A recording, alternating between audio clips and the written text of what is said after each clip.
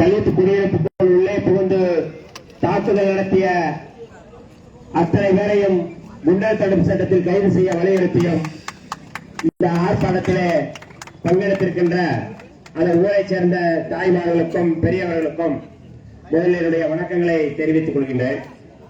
இந்த போராட்டத்திற்கு தலைமை தாங்கிக் கொண்டிருக்கின்ற தஞ்சை மேற்கு மாவட்ட செயலாளர் கள போராளி மரியாதைக்குரிய தோழர் தமிழன் அவர்களே, வரவேற்புரையாற்றி அமர்ந்திருக்கின்ற பாபநாசம் வடக்கு ஒன்றிய செயலாளர் மரியாதைக்குரிய தோழர் வேலு யோகானந்தம் அவர்களே, முன்னிலை வைத்துக் கொண்டிருக்கின்ற மரியாதைக்குரிய விடுதலை வேந்தன் தமிழ் வளவன் பசுபதி வளவன் சத்யராஜ் புர்ஹானுதீன் ஆனந்த் சீனி ஆனந்த பாபு அழக அம்பிகாபதி செந்தில் வளவன் இனியவன் ஆகிய தோழர்களே, இந்த போராட்டத்தில் மாவட்ட செயலாளருக்கு உறுதுணையாக நின்று இதை ஒருங்கிணைத்திருக்கின்ற மரியாதைக்குரிய தஞ்சை மாவட்ட பொறுப்பாளர் முனைவர் கண்ணகி அவர்களே, திராவிட நாத்திகன் அவர்களே, பூம் ஆரன் அவர்களே, தமிழ்வாரன் அவர்களே, போஸ் அவர்களே, குணசேகரன் அவர்களே, தஞ்சை மேற்கு மாவட்ட ஒன்றிய செயலாளர்கள் முருகானந்தம் அவர்களே, தென்னவன் அவர்களே, அரசு வணங்காமுடி அவர்களே, ஸ்ரீபன் ராஜ் அவர்களே, இளம்பா அவர்களே, நாகத்தி வினோத் அவர்களே, வயலூர் பரத் அவர்களே, ராஜ்குமார் அவர்களே, ரமேஷ் அவர்களே, செந்தில் சிலம்பரசன் அவர்களே, தஞ்சை மேற்கு மாவட்ட நகர செயலாளர்கள் மரியாதைக்குரிய தோழர்கள் ஷேக் ஹுசேன் அவர்களே, ஜெயம் கார்த்திக் அவர்களே, சதீஷ்குமார் ஆகியோர்களே, தஞ்சை மேற்கு மாவட்ட மகளிர் விடுதலை இயக்கத்தைச் சேர்ந்த தோழர்கள் ஜோதி கார்த்திக் அவர்களே, சிவசக்தி அவர்களே, நிர்மலா மேரி அவர்களே, மணிமேகலை அவர்களே, ராணி அவர்களே, ஜீவா அவர்களே, முத்துலட்சுமி அவர்களே, பரமேசி அவர்களே, இந்த போராட்டத்தை ஒருங்கிணைத்து வழிநடத்திக் கொண்டிருக்கின்ற பாபநாசம் ஒன்றிய நிர்வாகிகள் மரியாதைக்குரிய தோழர்கள் சம்சா ரமேஷ் அவர்களே, கலைச்செல்வன் அவர்களே, விமல் அவர்களே, குமார் முருகன் அவர்களே, வசந்த் அவர்களே, இளம் குமார் அவர்களே, விக்கி வளவன் அவர்களே, வீர ராஜசேகர் அவர்களே, சஞ்சீவி அவர்களே, புகழேந்தி அவர்களே, ராமு, புலவர் செங்கோடன், ராம்கி, அறிவழகன், ஆதனூர் பிரபு, எழில்வாணன், எழில் வளவன், நாசர் அலி, சதாப், மர்கானா அபு ஆகிய தோழர்களே, கும்பகோணத்திலிருந்து இங்கே வந்திருக்கின்ற மரியாதைக்குரிய தம்பி கும்பகோணம் கதிர் அவர்களே, சீர்காழி பார்த்திபன் அவர்களே,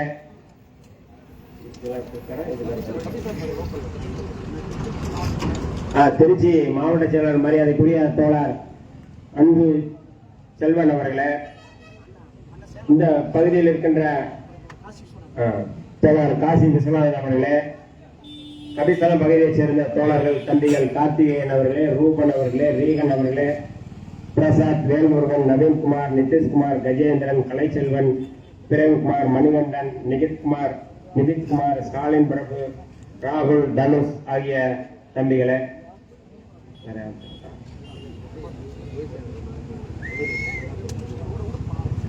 இந்த நிகழ்விலே பங்கெடுத்திருக்கின்ற தோழர்களே, எனக்கு முன்னால் உரையாற்றி ஒரு வழக்கறிஞர்களுடைய நிகழ்ச்சிக்காக விடைபெற்று சென்றிருக்கின்ற மரியாதைக்குரிய தோழர் வழக்கறிஞர் விவேகானந்தன் அவர்களே, எனக்கு முன்னால் இங்கே கண்டன உரையாற்றி அமர்ந்திருக்கின்ற கட்சியினுடைய முன்னணி தோழர், இந்த பகுதியினுடைய மேற்பார்வையாளர் மரியாதைக்குரிய தோழர் கிட்டு அவர்களே, இந்த நிகழ்வில் நாம் என்ன பேசுகிறோம் என்பதை ஒன்று எடுத்துக் கொண்டிருக்கின்ற காவல்துறை நண்பர்களே, வியாபார பெருங்குடி மக்களே, கபிஸ்தலம் இந்த கடை வீதியில விடுதலை சிறுத்தைகள் நடத்துகின்ற இந்த ஆர்ப்பாட்டம், இந்த ஆர்ப்பாட்டமா அல்லது மாநாடா என்கின்ற அளவிலே மக்கள் திரள் கூட்டத்தை பார்த்து என்ன பேசுகிறோம் என்று கேட்டுக் கொண்டிருக்கின்ற கபிஸ்தலத்தைச் சேர்ந்த பொதுமக்களே, உங்கள் அத்தனை பேருக்கும் முதலினுடைய வணக்கம். இந்த போராட்டத்தில் பங்கெடுத்திருக்கின்ற எழுச்சி தமிழர்களுடைய உயிருக்கு உயிரான விடுதலை சிறுத்தைகள் அத்தனை பேருக்கும் என்னுடைய வணக்கங்களை தெரிவித்துக் கொள்கின்றேன். 3 கோரிக்கைகளை முன்வைத்து இந்த போராட்டத்தை நம்முடைய மாவட்ட செயலாளர் தமிழன் அவர்களுடைய ஒருங்கிணைப்பிலே இந்த போராட்டம் வெற்றிகரமாக நடைபெற்றுக் கொண்டிருக்கின்றது. தமிழ்நாடு முழுக்க இந்த போராட்டம் நடைபெற்றுக் கொண்டிருக்கின்றது. ஏற்கனவே உச்சநீதிமன்ற தலைமை நீதிபதியுடைய பாதுகாப்பை வலியுறுத்தி அவர் மீது நடத்திய அந்த தாக்குதலை கண்டித்து தமிழ்நாடு முழுக்க விடுதலை சிறுத்தைகள் நடத்தினோம். எந்த கட்சியும் இதை நடத்தவில்லை, வேற எந்த கட்சியுமே இதை நடத்தல. அதே போல இந்த கபிஸ்தலத்தில் இங்க இருக்கின்ற மேட்டுத்தருவில தலித் குடியிருப்புக்குள் உள்ளே புகுந்து சாதியவாதிகள் தாக்குதலை தொடுத்திருக்கிறார்கள். இப்போது இந்த தாக்குதலை கண்டித்து விடுதலை சிறுத்தைகள் மட்டும்தான் நடத்தி இருக்கின்றோம். அந்த தாக்குதலுக்குள்ளான பாதிக்கப்பட்டவர்கள் விடுதலை சிறுத்தைகள் கூட இல்லை என்று சொன்னார்கள். எல்லாம் விஜய் கட்சியில இருப்பவர்கள் என்று சொன்னார்கள். விஜய் கட்சியில இருப்பவர்களுக்கு மட்டுமல்ல, விஜய்க்கே பாதிப்பானாலும் விடுதலை சிறுத்தைகள் அந்த காலத்தில் இருப்போம். அப்படி ஒரு இயக்கம் விடுதலை சிறுத்தைகள் இயக்கம். நீ எந்த கட்சியில வேணாலும் இருங்க, நீங்க வேணா யாருக்கு வேணாலும் நீங்க ஓட்டு போடுங்க. ஓட்டு போடுறதுக்காக ஓட்டுக்காக கட்சி நடத்தல.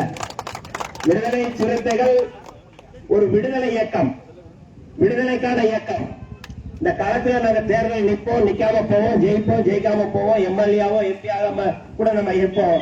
ஆனால் மக்களுக்காக பாதிக்கப்படுற மக்களுக்காக களத்திலே நிற்கின்ற, சமரசம் இல்லாமல் களத்தில் இருக்கின்ற இயக்கம் விடுதலை சிறுத்தைகள். அதுதான் மேட்டுத்தெருவில் இன்றைக்கு இந்த பாதிப்பை உருவாக்கி அல்லது இதை சமூக விரோதிகளை கண்டித்து இவ்வளவு இளைஞர்கள், பெண்கள் இவ்வளவு பேர் இருக்கிறாங்க. இளைஞர்கள் இனிமேல்லாம் வந்து ஆர்ப்பாட்டம் போராட்டம்லாம் இனிமேல் நடத்த வேண்டியது தேவையா நம்ம யோசிக்கணும். தெருவுக்குள்ள உள்ள வந்து சாதிய வரியில் உள்ள வர்றான் அப்படின்னா நம்ம வந்து அவன் வந்து வெளியில போகும்போது அவனை வந்து ஆம்புலன்ஸ்ல தான் கூட்டு போனோம். கொரோனா காலம் சும்மா எவ்வளவு காலம் நம்ம அடி வாங்கிட்டே இருக்கோம். எவ்வளவு திமிர் இருந்தா, எவ்வளவு ஆணவம் இருந்தா, எவ்வளவு வந்து நீங்க வந்து தெருவுக்குள்ள உள்ள புகுந்து நீங்க தாக்குதல் நடத்தணும் அப்படிங்கிற திமிர் எங்க இருந்து வருது? எவன் கொடுத்த திமிர் இது? எவன் கொடுத்த ஆணவம்?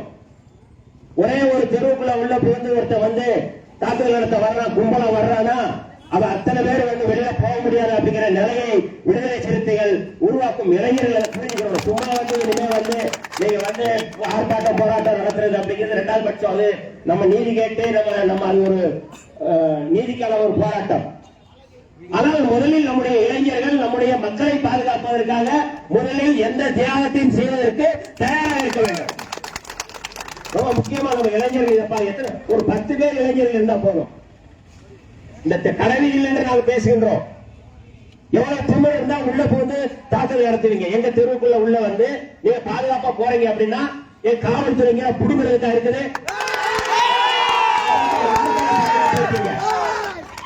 ஆர்ப்பாட்டம் ஒரு நாங்க அறவழியில் நின்று இந்த ஆர்ப்பாட்டத்தை நடத்துறோம்.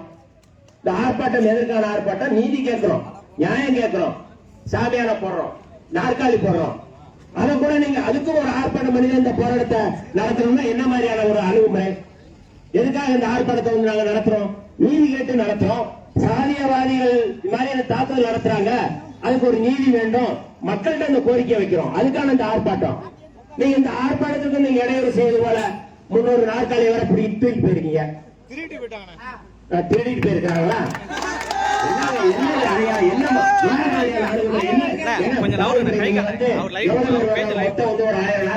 மாவட்ட செயலாளர் இருக்கிற நீங்க 300 நாற்காலி நீங்க எடுத்துட்டு போயிட்டீங்கன்னா நாங்க எங்க உட்காருவோம்?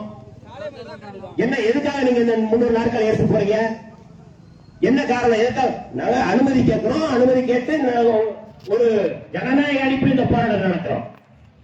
நீங்க நாற்காலி எடுத்துட்டு போயிட்டீங்கன்னா எல்லா நாற்காலியும் நீங்க எடுத்துட்டு போனா இந்த கூட்டம் நடக்கும், ஆர்ப்பாட்டம் நடக்கும், போராட்டம் நடக்கும், திருவிழா நிற்போம். குடிக்கம்பத்தை அகற்றினா கூட வந்து முதல்ல குடிக்கம்பத்தை விடுதலை சிறுத்தை குடிக்கம்பத்தை கொடுக்குவாங்க போலீஸ். எல்லா கொடியும் பறக்கும், எல்லா குடிக்கமும் பறக்கும். முதல்ல போனோட தெருவுக்குள்ள போய் எந்த கொடியை கொடுக்குறாங்க? விடுதலை சிறுத்தை குடிக்கம்பத்தை கொடுக்குறாங்க. இந்த குடுங்குற வேலையை வந்து நீங்க நிறுத்துங்க போலீஸ். எவ்வளவு காலத்துக்கு நான் வந்து இந்த போராட்டத்தை நடத்துவோம்? பேனர் வைக்கிறதுனால அதை அகற்றுறது, எல்லா வேலையும் தெருவுக்குள்ள புகுந்து அவங்களுக்கு பாதுகாப்பு கொடுக்கிறது. எந்த அடிப்படையில் நீங்க வந்து விடுதலை சிறுத்தைகளை வந்து எப்படி பாக்குறீங்க? விடுதலை சிறுத்தைகள் இன்றைக்கு ஜனநாயக ரீதியாக நாங்கள் போராடி கொண்டிருக்கின்றோம். ஜனநாயகத்தில் கட்டுப்பட்டு இந்த களத்திலே நாங்கள் நின்று கொண்டிருக்கின்றோம். அடக்குமுறை ஒடுக்குமுறை தொடர்ந்து கொண்டிருந்தால் ஜனநாயகம் என்பது வேறு பாதைக்கு நாங்கள் செல்வதற்கு தயாராக இருக்கிறோம் என்பதற்கான ஒரு அறிவிப்பாக மாறும். இன்றைக்கு உச்சநீதிமன்ற தலைமை நீதிபதியுடைய நிலை என்ன? ஆர் கவாய் அவர்கள் யார்? அவர் எதற்காக அவர் மீது செருப்பை வீசுகிறார்? ஒரு சனாதனி. உச்ச நீதிமன்றத்தில் ஒரு வழக்கு வருகின்றது. மத்திய பிரதேசத்தில் இருக்கின்ற ஒரு வைணவ கோவில், அந்த கோவிலில் இருக்கின்ற சிலை தலை இல்லாத சிலையில அதை புனரமைக்கணும் அல்லது அதை சீர்திருத்தம் செய்யணும் சொல்லி உச்ச நீதிமன்றத்தில் வழக்கு தொடுக்கிறாங்க. அது வழக்கை தள்ளுபடி செய்கிறார்கள். மீண்டும் அந்த வழக்கை தொடுத்து சரி செய்யுங்கள் என்று கேட்கிறார்கள். ஆனால் உச்ச நீதிமன்றத்துடைய தலைமை நீதிபதி பி.ஆர். கவாய் அவர்கள் இது தொல்பொருள் ஆராய்ச்சி நிறுவனத்திற்கு கட்டுப்பட்டது, மத்திய அரசுடைய கட்டுப்பாட்டில் இருக்கு இந்த கோயில், அதனால நீங்க அங்க முறையிடுங்க, இது எங்க வேலை இல்லைன்னு சொல்லி சொல்றாரு. அப்படின்னா உங்களுக்கு ரொம்ப அவசரம்னா நீங்க கடவுளை கும்பிடுறீங்க, கடவுளே அந்த சிலையை உருவாக்கட்டும் அல்லது அதை சரி செய்யட்டும் சொல்லி நம்முடைய மரியாதைக்குரிய பி.ஆர். கவாய் அவர்கள் சொல்றாரு. இவ்வளவுதான், அது தள்ளுபடி பண்ணிடுறார். இதற்காக நீங்க உச்ச நீதிமன்றத்துடைய தலைமை நீதிபதி மீது செருப்படுத்தி வீசலாம்.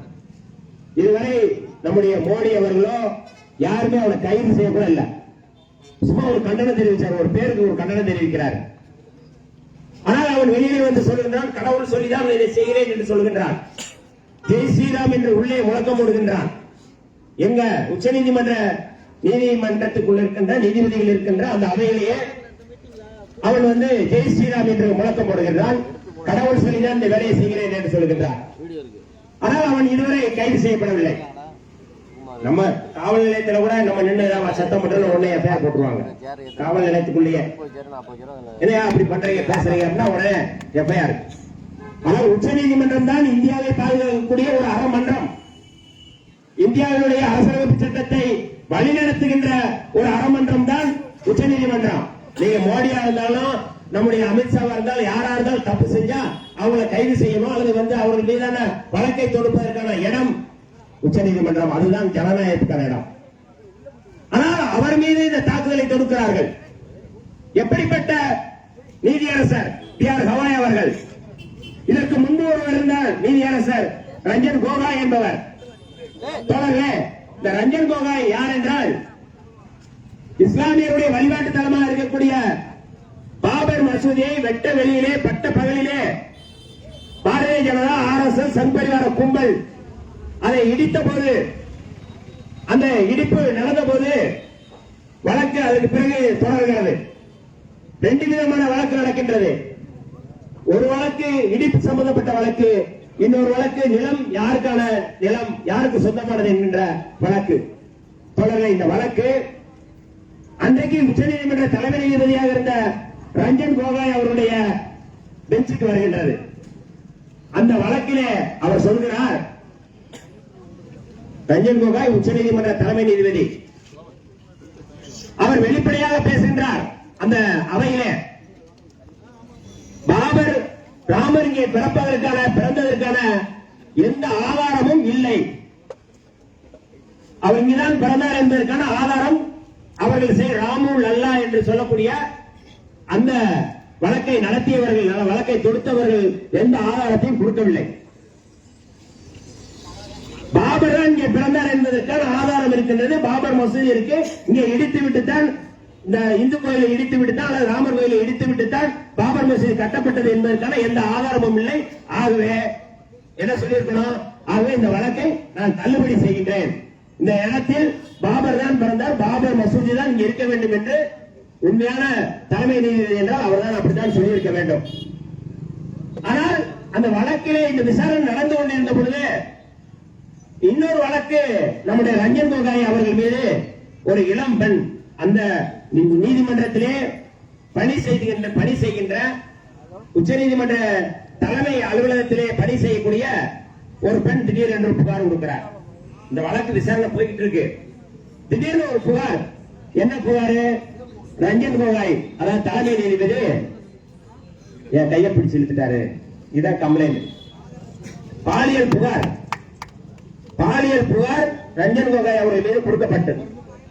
நீங்க சினிமால நிறைய படங்களை பார்த்துப்போம். நம்பியார் தன்னுடைய கூட்டாளிகள் அவருக்கு ஆயுள் தண்டனை கொடுக்க போறாங்க, சிறையில் இருப்பாங்க அல்லது கோர்ட்ல நின்றுட்டு இருப்பாங்க.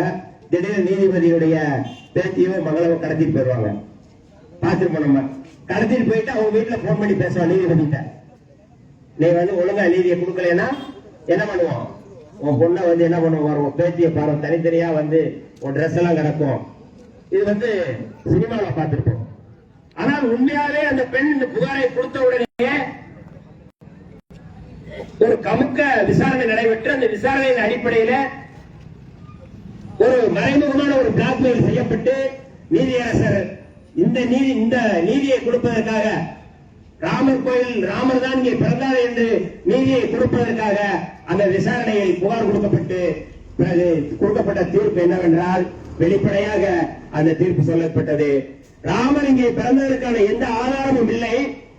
ஆனால் இந்தியாவினுடைய இந்துக்களுடைய பெரும்பான்மை மக்களுடைய நம்பிக்கையை நான் உள்வாங்கிக் கொண்டு அந்த நம்பிக்கையின் அடிப்படையில் நான் தீர்ப்பளிக்கின்றேன். இங்குதான் ராமர் பிறந்தார் என்று மக்கள் நம்புகிறார்கள்.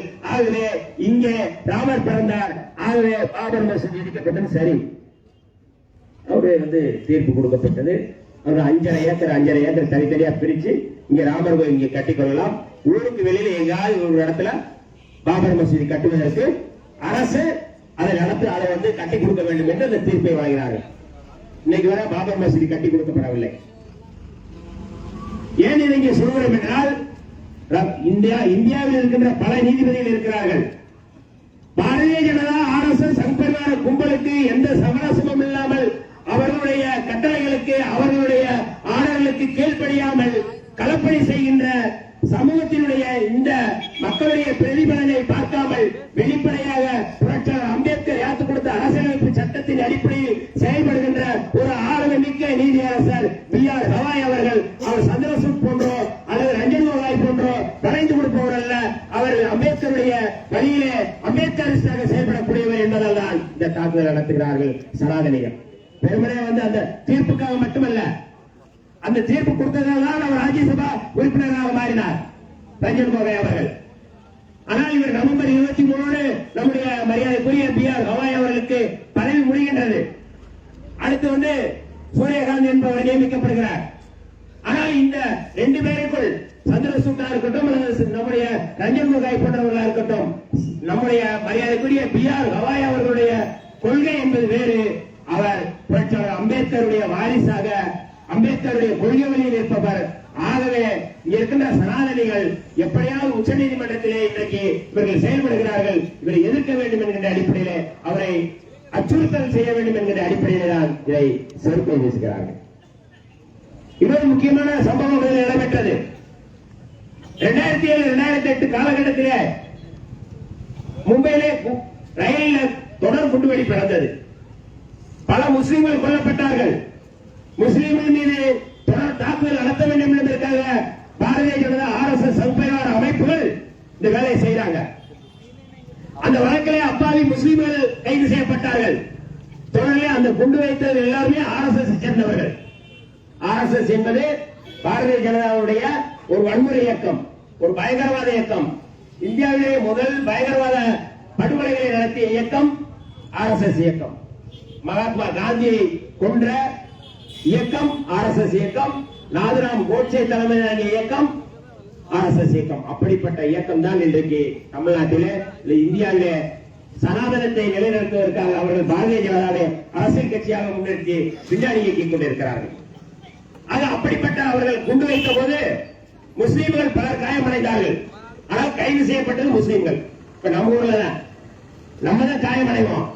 தலித்துகள் பகுதிக்குள்ள சேரிக்குள்ள வந்து உள்ள போட்டு தாக்குதல் நடத்துவோம். காயமடைகிறது நம்ம தான், கைது செய்யப்படுறது நம்ம தான்.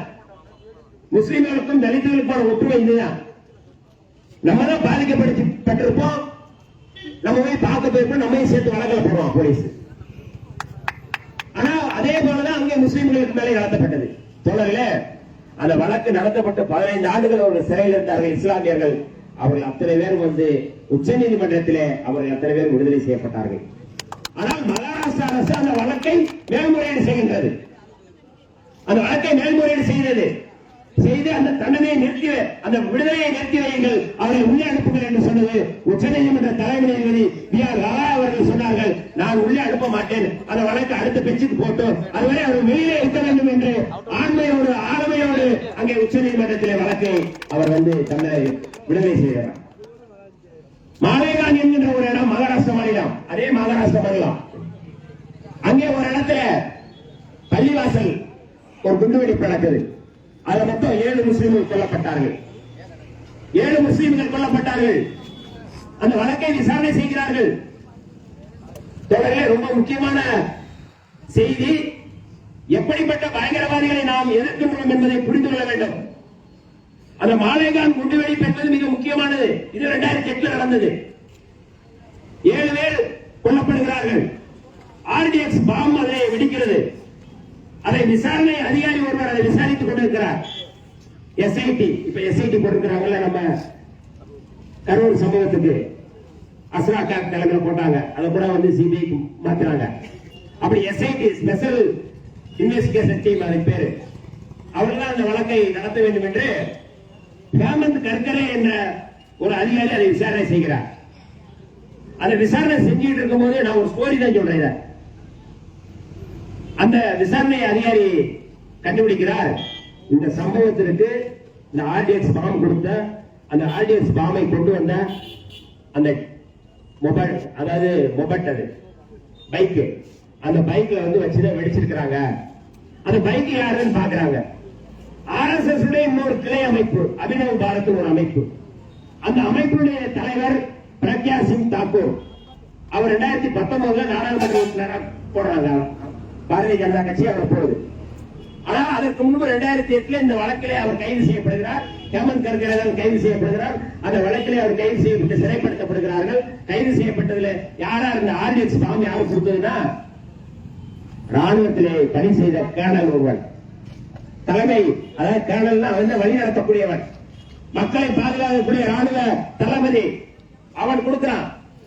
பாகிஸ்தானுக்கோ இல்ல சீனாவுக்கு எதிரும் போர் நடந்தால் ஆர்டிஎக்ஸ் பாமை பயன்படுத்தக்கூடிய அந்த ஆர்டிஎக்ஸ் பாமை உள்நாட்டுல சொந்த மக்கள் மீது பாம் வைத்து படுகொலை செய்யக்கூடிய மிக மோசமான செயலை செய்தாங்க. யாரு? அவன் பேர் ரவி புரோஹித். பேரே புரோஹித். புரோஹித்னா புரிஞ்சுக்கோங்க. அவன் பார்க்கல இந்த வழக்குல. இன்னொருவன் கைது செய்யப்பட்டான். அவன் பேர் இந்திரகுமார். RSS சேர்ந்த மகாராஷ்டிர மாநிலத்தில் RSS செயலாளர். அவனை திடீர்னு படுகொலை செஞ்சாங்க, மர்டர் பண்ணிடுறாங்க. அந்த மர்டர்ல சம்பந்தப்பட்டது யாருன்னா இந்த பிரக்யா சிங் தாக்கூர். அவரும் அதுல வந்து, அதாவது அவன் RSS கார மாநில செயலாளர். அவன் வந்து இந்த வழக்கில் அவன் அப்ரூவர் ஆனதுக்காக அவனை படுகொலை செய்கிறார்கள். எப்படிப்பட்ட கும்பல் என்று பாருங்கள். அந்த வழக்கில் வந்து அத்தனை பேருமே இந்த முறை, இந்த கடந்த 3 மாதத்திற்கு முன்பு இவ்வளவு வழக்கு, இவ்வளவு கண்டுபிடிச்சு யார் யாரு எல்லாம் என்னென்ன செஞ்சாங்கிறத கண்டுபிடிச்சு ஹேமந்த் கர்கரே நீதிமன்றத்தில் தாக்கல் செய்யறாரு. இந்த அம்மா பிரக்யா சிங் தாக்கூர் வந்து பேசிய ஆடியோ, அதை தாக்கல் பண்றாங்க. அந்த ஆடியோல என்ன பேசுறாங்கன்னா, இவ்வளவு பெரிய ஆர்டிஎக்ஸ் பாம் வச்சா கொஞ்சம் முஸ்லீம் செத்தாங்க. அந்த மாதிரி பேசின ஆடியோ வந்து நீதிமன்றத்தில் கொடுத்தாங்க. திடீர்னு ஹேமந்த் கர்கரே மும்பையில் நடந்த அந்த தாஜ் ஹோட்டல் நடந்த அந்த தாக்குதல், அஜ்மல் கசாப் என்கிற தீவிரவாதி உள்ளே புகுந்து தாக்குதல் நடத்தினான், நீங்க போய் என்னன்னு போய் பாருங்க அப்படின்னு சொல்லி இவர் போறாரு ஹேமந்த் கர்கரே. அவரோட விஜய் சலேஸ்கர் என்கிற அதிகாரி, இன்னொரு அசோக் காம்லே, 3 பேரும் அங்க போய் பாக்குறாங்க. காமா என்கிற அந்த மருத்துவ முன்பு அஜ்மல் கசாப் தாக்குதல் நடத்துறாங்க. இவர் உள்ள புகுந்து உள்ள போறாங்க, இவங்க போறாங்க. திடீர்னு இந்த 3 பேரும் கொல்லப்படுகிறார். விசாரணை அதிகாரி, எஸ்ஐடியுடைய விசாரணை அதிகாரி ஹேமந்த் கர்கரே கொல்லப்படுகிறார். அசோக் காம்லே கொல்லப்படுகின்றார். விஜய் சலேஸ்கர் கொல்லப்படுகின்றார். 3 பேரும் தொடரிலே இந்த விசாரணையிலே இவரோடு சேர்ந்த ஜாதவ் என்ற கான்ஸ்டபிள் அவர் சாட்சி சொல்கிறார். அஜ்மல் கசாப் என்கின்ற அந்த தீவிரவாதி கொண்டு வந்த துப்பாக்கி, அதாவது கண்ணு AK-47, ஆனால் இவர்கள் மீது இந்த 3 அதிகாரிகள் மீது துப்பாக்கி குண்டு விழுந்தது. அது 75 mm. அந்த குண்டல்ல, இது வேற குண்டு. இவரை கொண்டது யார் என்று ஜாதவ் கேள்வி எழுப்புகிறார். இதுவரை எந்த பதிலும் சொல்லவில்லை. அந்த வழக்கிலே அத்தனை பேர் விடுதலை செய்யப்பட்டார்கள். பிரக்யா சிங் தாக்கூர் என்கின்ற அந்த பெண் சாமியார் விடுதலை செய்யப்படுகின்றார். அதில் சம்பந்தப்பட்ட புரோஹித், ரவி புரோஹித் விடுதலை செய்யப்படுகின்றான். காதல், அவன் காதலில் இப்ப வந்து பதவி கொடுத்திருக்கிறாங்க அவனுக்கு. அவ்வளவே விடுதலை செய்யப்படுகிறார்கள். உச்ச நீதிமன்றத்தில் இந்த வழக்கு மேல்முறையீடு செய்யப்படவில்லை. இஸ்லாமியர்கள் மீது பழிபடுவதற்காக மும்பையில் நடந்த தொடர் குண்டுவெடிப்பிலே அந்த வழக்கிலே அந்த அரசு மேல்முறையீடு செய்கின்றது. இந்த வழக்கிலே மேல்முறையீடு செய்யவில்லை. இதை உச்சநீதிமன்ற தலைமை நீதிபதி B.R. கவாய் அவர்கள் கேள்வி எழுப்புகிறார்கள். அதுக்காக இது வந்து அவங்களால செருப்படுத்தி வீசுறாங்க. சும்மா செருப்படுத்தி வழக்கு, அந்த வழக்கு மட்டும் இல்ல, இவ்வளவு பின்னணி இருக்கின்றது. அப்படி இங்கே தமிழ்நாட்டிலே புரட்சியாளர் அம்பேத்கர் வழியிலே, தந்தை பெரியார் வழியிலே சனாதனத்துக்கு எதிராக களமாடுகின்ற ஒரு இயக்கம் எழுச்சி தமிழர் தொல்காப்பியம் திருமாவளவன் அவர்கள். எப்படி எங்க உச்சநீதிமன்ற தலைமை நீதிபதி அச்சுறுத்துவதற்காக இந்த தாக்குதலை தொடுக்கிறார்களோ, அந்த சனாதனை தொடுக்கிறாரோ, அதே போலதான் தமிழ்நாட்டிலே பாரதிய ஜனதா, RSS, சங்பரிவார கும்பலுக்கு எதிராக சமரசம் இல்லாமல் களமாடுகின்ற நம்முடைய மகத்தான தலைவர் மீது அச்சுறுத்துவதற்காக இந்த தாக்குதலை அந்த சமூக விரோதி காரில் போகும்போது இதை செய்யணும். தொடர்களை நாம் எப்படிப்பட்ட பயங்கரவாதிகள் மீது அல்லது எப்படிப்பட்ட பயங்கரவாதிகளை நாம் எதிர்கொள்கிறோம் என்பதற்கான ஒரு சாட்சி இது, ஒரு ஆதாரம் இது. நமக்கு எந்த ஆயுதங்களும் இல்லை. மக்கள் மன்றத்தில் இன்று மக்களை நாம் அரசியல்படுத்தி இந்த சவாதிகளை நாம் எதிர்க்கிறோம். ஆனால் அவர்கள் ஆயுதம் வைத்திருக்கிறார்கள். அவருக்கு அதிகாரம் இருக்கின்றது. ஆனால் அந்த அதிகாரத்தையும் ஆயுதங்களையும் விடுதலை சிறுத்தையில் இன்று சமரசம் இல்லாமல் அவர்கள் எதிர்கொள்கிறோம் என்றால் அதற்கான காரணம் புரட்சியாளர் அம்பேத்கருடைய இந்த அரசியலமைப்பு சட்டம். அதை நம்ம புரிஞ்சுக்கணும். சாதாரண ஆட்கள் நம்ம இருக்கல. இன்னைக்கு மோடி சொல்றாரு, இன்னைக்கு பீகாரில் நடந்த நேற்று தேர்தலில் பீகாரிகளுக்கு இங்க பாதுகாப்பு இல்ல, அவர்கள் தமிழ்நாட்டில் துன்புறுத்தப்படுகிறார்கள். யார் சொல்றது? மோடி சொல்றாரு. எந்த பீகாரியாவது, நான் கேட்கின்றேன், எந்த பீகாரியாவது அல்லது எந்த வெளிமாநிலத்தை சேர்ந்தவர்கள் இங்க எல்லாத்தையும் நீங்க பேசுங்க, மற்ற மாநிலங்களை விட இங்க நாங்க சுதந்திரமா மகிழ்ச்சியா இருக்கிறோம் சொல்றாங்க. ஆனால் மோடி இதை திட்டமிட்டே செய்கிறார், வெளிப்படையாக பேசுகின்றார்கள். கடந்த 2024 மே மாதம் நடந்த அந்த தேர்தல் பிரச்சாரத்தில் பூரி ஜெகநாதனுடைய அந்த கோவிலுடைய சாவி தமிழ்நாட்டில் இருக்கு, அதை திருடி விட்டார்கள் என்று சொன்னார்கள். தமிழ்நாட்டை சேர்ந்தவர்கள் திருடர்கள் என்று சொல்கிறார். இங்க இருக்கின்ற பீகாரிகள் துன்புறுத்தப்படுகிறார்கள். அப்ப என்ன அர்த்தம்? தமிழ்நாட்டை சேர்ந்தவங்க அவங்க எங்க பார்த்தாலும் அடிக்கிறாங்க, அவங்க நிம்மதியா இருக்க முடியல, அதான் ரவுடின்றாரு. மோடி சொல்வது தமிழ்நாட்டை சேர்ந்தவர்கள் தமிழர்களை ரவுடிகளாக அவர் சித்தரிக்கின்றார். ஆனால் இங்க இருக்கின்ற பாரதிய ஜனதா கட்சிக்காரர்கள் அதை பற்றி எதுவும் பேசவில்லை. அதிமுக சேர்ந்தவர்கள் அவர்கள் கூட்டணி வைத்துக் கொள்கிறார்கள், எதை பற்றி பேசவில்லை. ஆனால் விடுதலை சிறுத்தைகள் அதை கண்டிக்கின்றோம். தமிழ்நாட்டை சேர்ந்தவர்களை தமிழர்களை ரவுடிகள் என்று சொல்கிறார் மோடி. இந்தியாவுக்கே இது அவமானம். ஒரு மிக உயர்ந்த பொது பதவியிலே பொறுப்பில் இருக்கக்கூடியவர் மோடி அவர்கள் கேவலம் ஓட்டு பிச்சைக்காக, ஓட்டை பொறுக்குவதற்காக சமூகத்திலே கீழ்நிலையில் நின்று கொண்டு 3ஆம் தர 4ஆம் தர ஒரு குடிமகனாக நின்று அந்த சமூகத்தை, தமிழர்களை, தமிழ்நாட்டை கொச்சைப்படுத்துகிறார், அவமானப்படுத்துகிறார். எப்படிப்பட்டவர் அவர் மோடி? எப்படிப்பட்ட மனநிலையில் இருக்கின்றார் மோடி என்பவர்? தொடர்ந்து அவர் முதலமைச்சராக இருந்த பொழுது குஜராத்திலே முதலமைச்சராக இருந்தார். அங்கே இஸ்லாமியர்களை கும்பல் கும்பலாக படுகொலை செய்தார்கள். அந்த ரத்தத்திலே தான் அவர் பதவியேற்றார். அந்த ரத்தத்திலே தான் அவர் பயணம் செய்தார். கல்பர்க் சொசைட்டி என்ற ஒரு சொசைட்டி இருக்கின்றது. அந்த சொசைட்டியிலே பக்கத்திலே முஸ்லிம்கள் குடியிருப்பு. அந்த முஸ்லிம் குடியிருப்பில் ஜாஃப்ரி என்கிற காங்கிரஸ் நாடாளுமன்ற உறுப்பினர் இருந்தார். உள்ளே RSS சேர்ந்தவர்கள் ஆயுதங்களோடு உள்ளே புகுகிறார்கள். இவர் தொலைபேசியிலே தொடர்பு கொள்கிறார். அகமதாபாத்துடைய கமிஷனர் அலுவலகத்துக்கு எதிர்க்க அந்த குல்பர்க் சொசைட்டி இருக்கின்றது. காவல் நிலையத்தில் தொடர்பு கொள்கிறார். யார் எடுக்க போராட்டம் துண்டிக்கப்படுகின்றது. நேரடியாக முதல்வருடைய MP முதல்வர் அலுவலகத்துக்கு தொடர்பு கொள்கிறார். முதல்வர் அலுவலகத்துடைய தொலைபேசி துண்டிக்கப்படுகின்றது. அதுக்குள்ளே உள்ளே புகுந்து மொத்தம் 69 பேரை வெட்டி படுகொலை செய்தார்கள். RSS சேர்ந்தவர்கள் உள்ளே புகுந்து 69 பேர் வெட்டி படுகொலை செய்யப்படுகிறார்கள். தீ வச்சு கொளுத்துறாங்க. எப்படி நம்ம சேரிக்குள்ள தீ வச்சு கொளுத்துவாங்களோ அதே போல தீ வச்சு கொளுத்துறாங்க. அதுல MP வராரு. MP தேடி பிடித்து அந்த வெட்டி நெருப்புகளை போடுகிறார். இந்த சம்பவத்திற்கு மோடி தான் காரணம் என்று அவருடைய மனைவி ஜாகி சாப்ரி வழக்கு தொடுக்கிறார்கள். அந்த வழக்கில சம்பந்தப்பட்ட, அதாவது வழக்கிலே இந்த ஜாப்ரியுடைய மனைவிக்கு உதவி செய்ததாக ஸ்ரீகுமார் SP அவர் இதுல கூட இருந்து அந்த அம்மா உதவி செய்யறாரு. அவர் இன்னைக்கு அவரை பொய்வழக்கில் கைது செய்யப்படுறாங்க. இன்னொரு SP அவர் வெளிப்படையாக சொல்றாரு, இந்த வழக்கிலே சம்பந்தப்பட்ட எல்லா வேலைகளுக்கும் மோடிக்கு தெரியும், மோடிக்கு தெரிந்ததான் இந்த படுகொலைகள் நடந்தது என்று அந்த SP சொன்னார். அவர் பேர் சஞ்சீவ் குமார் பட், அவரும் பார்ப்பன சமுதாயத்தை சேர்ந்தவர். அந்த அரசு, குஜராத் அரசு அவர் மீது பொய் வழக்கு போட்டு 40 ஆண்டுகள் சிறை தண்டனை விதிச்சிருக்கிறாங்க. இன்னும் ஒரு சிறைக்குள்ள இருக்காரு. கடந்த வாரம் அவருடைய விடுதலைக்காக போராடிய இயக்கம் விடுதலை சிறுத்தைகள் இயக்கம். சஞ்சீவ்குமார் பட்டை விடுதலை செய்ய வேண்டும். RSS சங்பரிவார் கும்பல் அவரை பழி வாங்கி உள்ளே சிறைப்பிடித்து ஆயுள் தண்டனை கொடுத்திருக்கிறாங்க. இன்னைக்கு போராடி கொண்டிருக்கிறார்கள். அவருடைய விடுதலைக்கு போராடி கொண்டிருக்கின்ற இயக்கம் விடுதலை சிறுத்தைகள் இயக்கம். அந்த வழக்கிலும் மோடி தான் குற்றவாளி என்று நீதிமன்றத்திலே போனார்கள். நீதிமன்றத்தில் அவரை விடுதலை பண்ணிட்டாங்க. அதே போல அமித்ஷா எப்படிப்பட்டவர்? நான் இந்த கடைவீதியிலே நின்று நாம் இந்த போராட்டத்தை ஆர்ப்பாட்டத்தை நடத்துகின்றோம். இந்த ஆர்ப்பாட்டத்தின் நோக்கம் என்ன? எப்படிப்பட்டவர்களை எதிர்க்கின்றோம்? நாம் நீதி கேட்டு நாம் போராடுகின்றோம். அமித்ஷா அன்றைக்கு உள்துறை அமைச்சராக இருந்தார் குஜராத்திலே. அதிலே சொராபுதீன் என்பவர், அவர் ஒரு முஸ்லீம். அவரை பிடிச்சிட்டு போலீஸ் போலி என்கவுண்டர் பண்றாங்க. இங்க எப்படி போலி என்கவுண்டர் பண்றாங்க? ரவுடிகள் பேர்ல பூரா எஸ்சி எஸ்டி மக்களை தான் என்கவுண்டர் பண்றாங்க. போலீஸ் என்கவுண்டர் பண்றாங்க. தேடி பிடிச்சு இவன் சும்மா ஒரு அப்படி தலையெடுத்தா போதும். மக்களுக்கு போராடுற ஒரு போராளியா இருந்தா போதும். அந்த மக்கள் பாதிக்கப்பட்டிருக்கிறாங்க அப்படின்னா அந்த பாதிக்கப்பட்ட மக்களுக்காக போராடுனா உடனே அவன் மேல ரவுடி முத்திரை குத்துறது. வேற எவனா என்கவுண்டர் பண்றது நம்மளை என்கவுண்டர் பண்ணி அதை அங்க இது காட்டிக்கிறது, கடை காட்டுறது. அப்படி அன்னைக்கு உள்துறை அமைச்சர் 2002 அவரை சொராபுதீன் என்கின்ற அந்த ஒரு அப்பாவி ஒரு வியாபாரி அவரை படுகொலை செய்யறாங்க, என்கவுண்டர் பண்றாங்க. அந்த வழக்குல 2 பேர் சாட்சி. அவருடைய மனைவி ஹவுசர்பி அவர் ஒரு சாட்சி.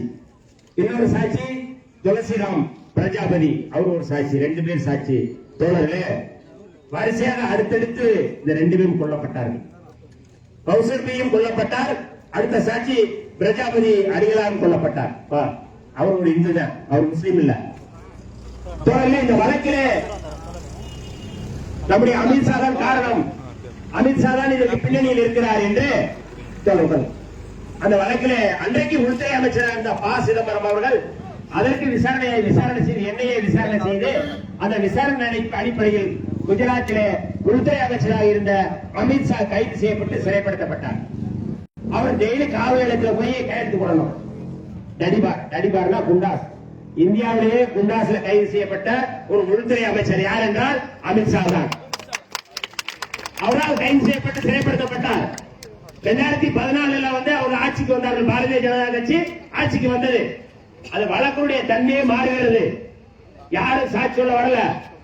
நீதிபதியிட்ட போய் நீதிமன்றத்துக்கு அந்த விசாரணை வருகின்றது. தோழர்களே, அந்த விசாரணையை நடத்திய நீதிபதி லோயா அவர் மர்மமான முறையில் செத்து போயிடுறாரு. அந்த விசாரணை அவர் நேர்மையான அதிகாரி. ஆனா அவருடைய மகன் சொல்கின்றார் மர்மமான முறையில் கொல்ல சாகவில்லை, இதுக்கு திட்டமிட்ட படுகொலை என்று அவருடைய மகன் குற்றச்சாட்டு சொல்றார். குற்றச்சாட்டு பொய்த்து போய்விட்டது. தோழர்களே, இந்த வழக்கிலும் அமித்ஷா விடுதலை செய்யப்படுகின்றார். மோடியும் அந்த வழக்கிலே விடுதலை செய்யப்படுகின்றார். இந்தியாவை ஆளுகின்ற அமித்ஷாவும் மோடியினுடைய பின்னணி, கிரிமினல் பின்னணி என்ன என்று புரிந்து கொள்ள வேண்டும். எப்படிப்பட்ட பயங்கரவாதிகள் இந்த நாட்டை ஆண்டு கொண்டிருக்கிறார் என்பதை நாம் புரிந்து கொள்ள வேண்டிய அவசியம் இருக்கின்றது. அந்த பயங்கரவாதிகளை எல்லாம் நாம் எதிர்த்து சண்டை போட்டுக் கொண்டிருக்கிறோம். இங்க இருக்கிற உள்ளூர் சாதிவாதிகள் நமக்கு ஏமாற்றணும்.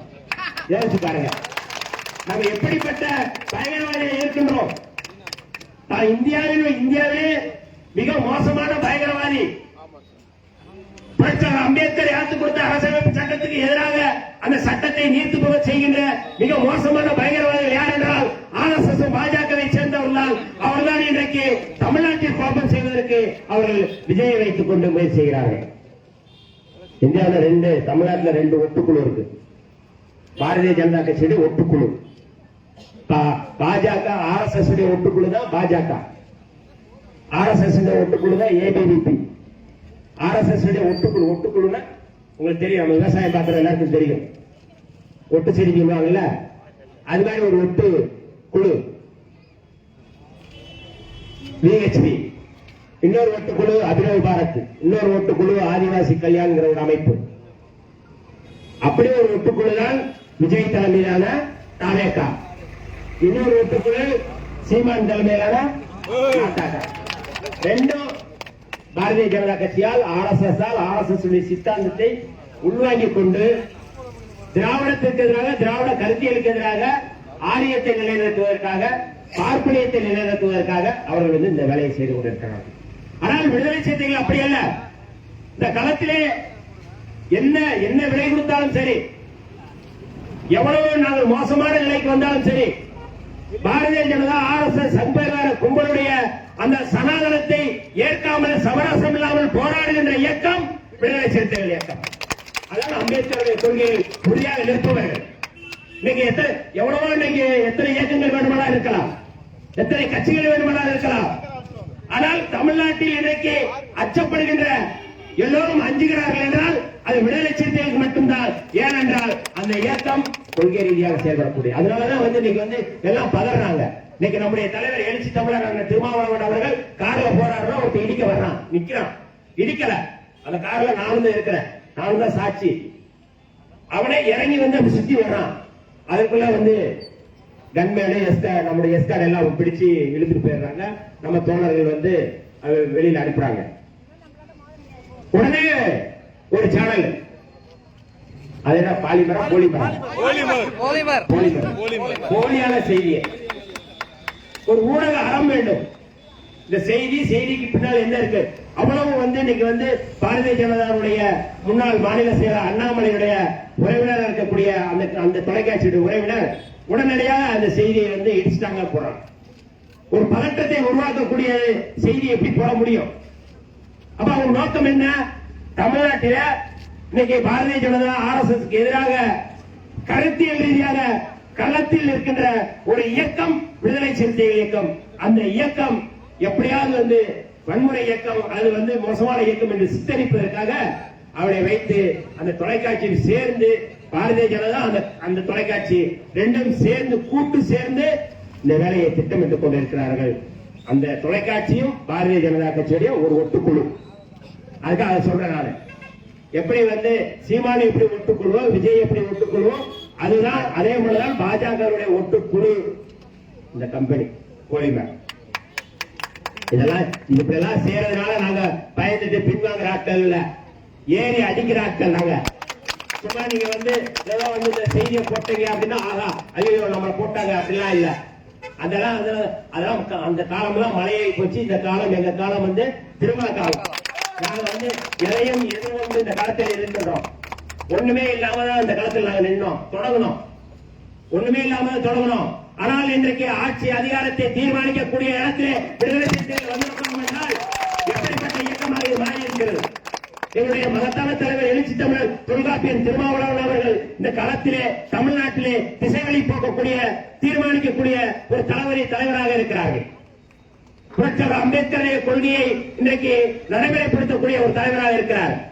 நம்முடைய மரியாதைக்குரிய தோழர் கிட்ட அவர்கள் பேசும்போது சொன்னார், ஓபிசி சமுதாயத்திற்கு பேசக்கூடிய தலைவர் அண்ணன் திருமாவளவன் அவர்கள் என்று சொன்னார்கள். தொடர்ந்து இந்த கபிஸ்தான் மீதியே ஒரு முக்கியமான செய்தியை சொல்ல விரும்புகின்றேன். குற்றப்பரம்பரை சட்டம் என்று ஒன்று தொடர்ந்து பேசுகிறார்கள்.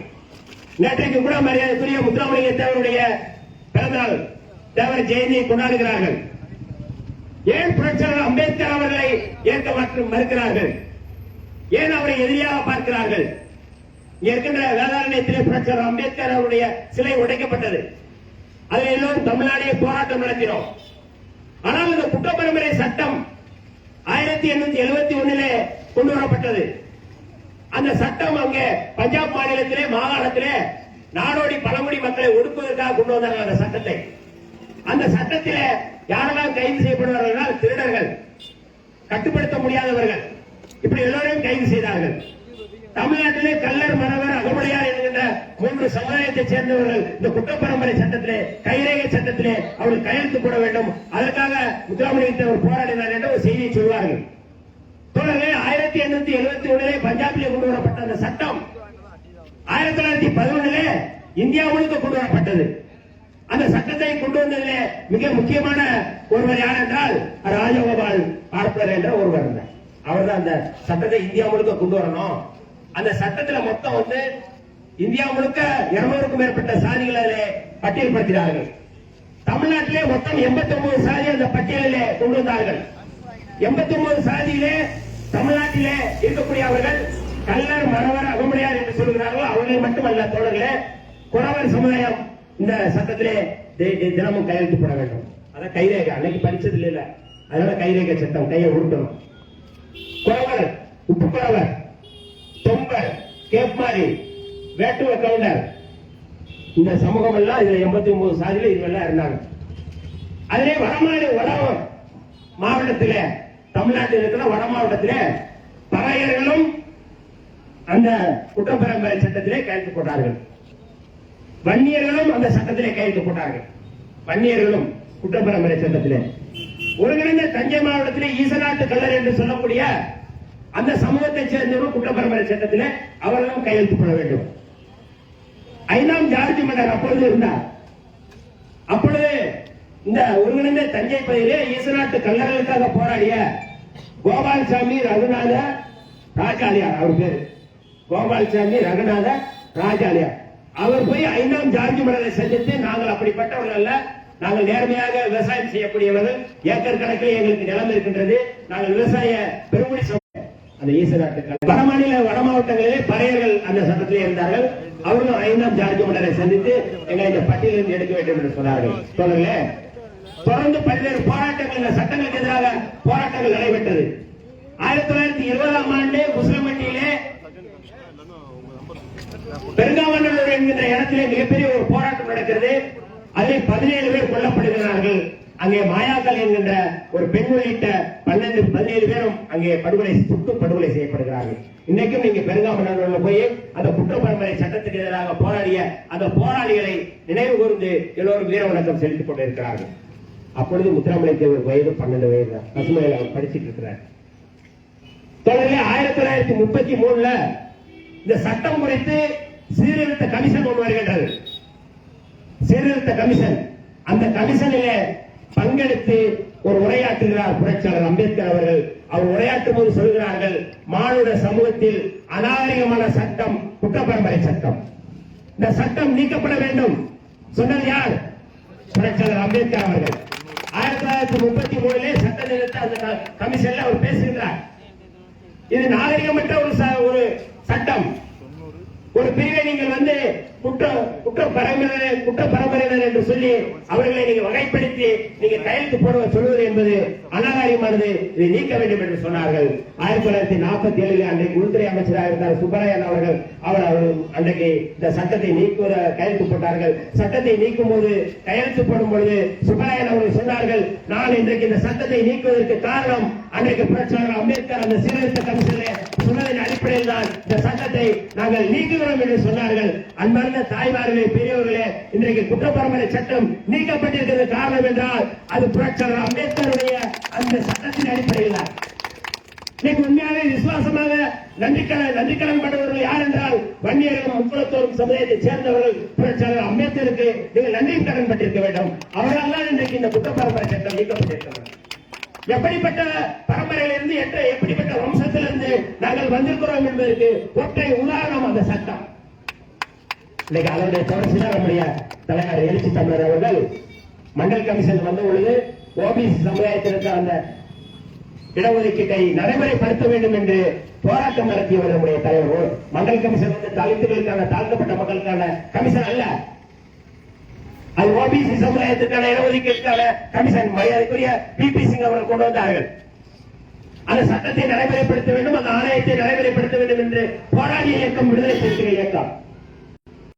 இன்றைக்கு சென்னையில பிபி சிங் அவர்களுக்கு திருவுருவச் சிலை அமைக்கப்பட்டிருக்கிறது என்றால் பிபி சிங் அவர்களுக்கு, மண்டல் நாயகன் அவர்களுக்கு அங்கே சிலை அமைக்க வேண்டும் என்று குரல் எழுப்பியவர் நம்முடைய தலைவர் தமிழர் அவர்கள். மண்டல் கமிஷன் தாழ்த்தப்பட்ட சமுதாயத்துடைய தலைவர் அல்ல, ஓபிசி சமுதாயத்திற்கு இடஒதுக்கீட்டை பாதுகாக்க வேண்டும், அவர்களுக்கு இடஒதுக்கீடு வழங்க வேண்டும் என்று சொன்ன நம்முடைய மரியாதைக்குரிய பிபி சிங் அவர்கள்.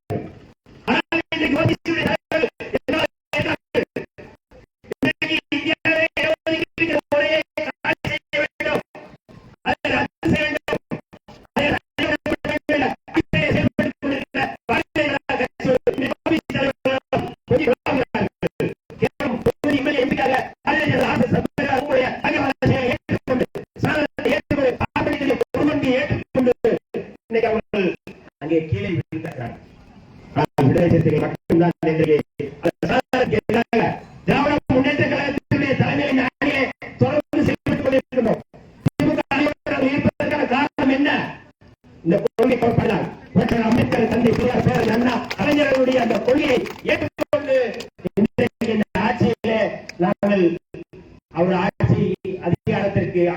நாங்கள் ஈடுபடுவதால் எம்எல்ஏ அல்ல. சனாதனத்தை ஒழிக்க வேண்டும், அழிக்க வேண்டும் என்ற அடிப்படையில் நாங்கள் செயல்பட்டுக் கொண்டிருக்கிறோம்.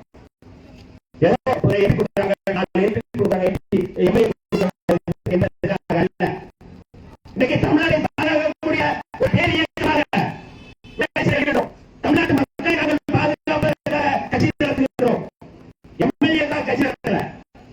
தமிழ்நாட்டு மக்களுடைய உரிமையை பாதுகாப்பதற்காக, தமிழுடைய உரிமைகளை பாதுகாப்பதற்காக விடுதலை சிறுத்தைகள் இந்த களத்தை அறிந்து கொண்டிருக்கிறோம்.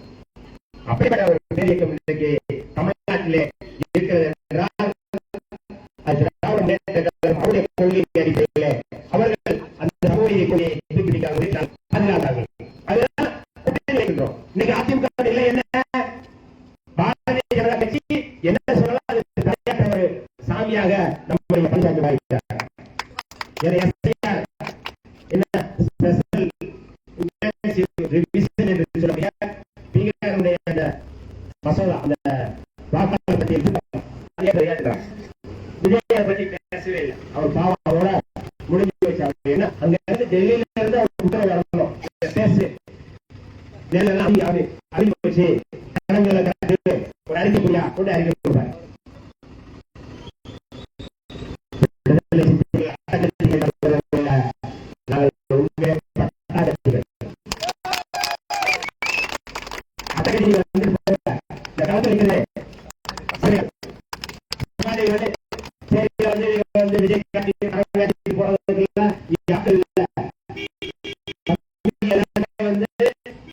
தெளிவாக படித்த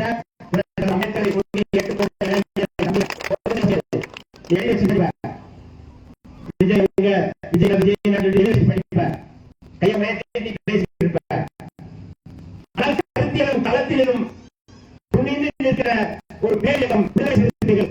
அப்படிப்பட்ட ஒரு விடுதலை சிறுத்தைகளை இன்றைக்கு தமிழ்நாட்டை பாதுகாப்பதற்காக கட்சி நடத்துகிறோம்.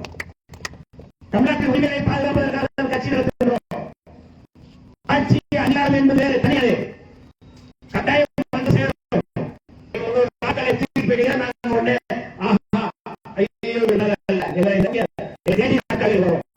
அதுக்காக நாங்கள் வந்து எந்த நாட்கள் நின்றுதான் நாங்கள் போராடுவோம், நின்றுதான் போராடுவோம். இவருடைய கோவலுக்கு கலவப்பட்டவரும் நாங்கள் அமலமே போராடுவோம். எங்களுக்கு அதை பற்றி எங்களுடைய மக்களுடைய உரிமைகள் எங்களுக்கு முக்கியம். ஆகவே இப்படியான ஒரு போராட்டத்தை நாங்கள் நடத்தி கொண்டிருக்கிறோம். தமிழக அரசை காவல்துறையை மேட்டுத் தெருவிலே நடைபெற்ற தாக்குதலில் இன்னும் 40க்கும் மேற்பட்டவர் கைது செய்யப்படவில்லை. ஒரு கும்பல் 50 பேருக்கு மேற்பட்ட கும்பல் உள்ளே புகுந்திருக்கிறார்கள். அதில் ஒரு சிலரை கைது செய்திருக்கிறார்கள், 10 பேரை கைது செய்திருக்கலாம். ஆனால் ஒட்டுமொத்தமாக யாரையும் கைது செய்யவில்லை. ஆகவே தமிழ்நாடு அரசு, காவல்துறை, இந்த மாவட்டத்தை எஸ்பி எல்லோரும் சேர்ந்து அதில் சம்பந்தப்பட்டவர்களை அடையாள வீடியோ இருக்கு. யாரும் வந்து தவிக்க முடியாது. அவங்களே வந்து சூரிய பெருமையான வீடியோ போடுறோம்னா வீடியோ போடுறது அது எல்லாருமே இருக்கிறாங்க. அது அத்தனை பேரையும் கைது செய்ய வேண்டும். கைது செய்யப்பட வேண்டும் என்றால் கைது செய்யப்பட வேண்டும். அவர்கள் கைது செய்யப்பட்ட போராட்டம் போராட்டத்தை தொடர்பை ஒழிய அவை போன்ற கோழைத்தனமாக நடு ரோட்டை நடு ராத்திரி உள்ளே புகுந்து தாக்குதல் நடத்துவர்கள் அல்ல. நேரம் நின்னா நம்ம பார்க்கலாம், நேரம் நின்று போதும்னா அது பிரச்சனை இல்லை. ஆனா எல்லாம் போறதுக்கு அப்புறம் நல்லாட்சியில வந்துட்டு நீங்க வந்து தாக்குதல் நடத்தீங்கன்னா என்ன வீரம், நான் ஆண்ட பரம்பரை அந்த பரம்பரை சொல்றது ஒண்ணுமே இல்லையே. அதனால தயவு செய்து சாதியவாதிகளை காவல்துறை ஊக்கப்படுத்தக்கூடாது. ஒரு கல்வியலை விடுதலை சிறுத்தைகள் களத்தை கமாறி கொண்டிருக்கிறோம். அந்த களம் பாரதிய ஜனதாவுக்கும் ஆர்எஸ்எஸ்க்கும் நடக்கலாம், பாரதிய ஜனதாவுக்கும் விடுதலை சிறுத்தைகளுக்கு நடக்கலாம், ஆர்எஸ்எஸ்க்கும் விடுதலை சிறுத்தைகளுக்கு நடக்கலாம். இல்ல ஏதாவது இந்த மாதிரி ஆட்கள் போனீங்கன்னா நீங்கள் வந்து ஏதாவது அடிமட்டு நீங்க வந்து போவீங்க. நாங்க வந்து நேர எதிரான ஒரு கூட்டம் பார்த்துட்டு இருக்கிறோம். கொஞ்சம் விரும்புறீங்கன்னா ஆர்எஸ்எஸ் காரனா விடுதலை சிறுத்தைகளா பார்க்கலாம், பாஜகவா விடுதலை சிறுத்தைகளா நம்ம பார்க்கலாம். தமிழ்நாட்டை இன்றைக்கு தீர்மானிக்கக்கூடிய கட்சி விடுதலை சிறுத்தைகள் கட்சி. வெற்றி.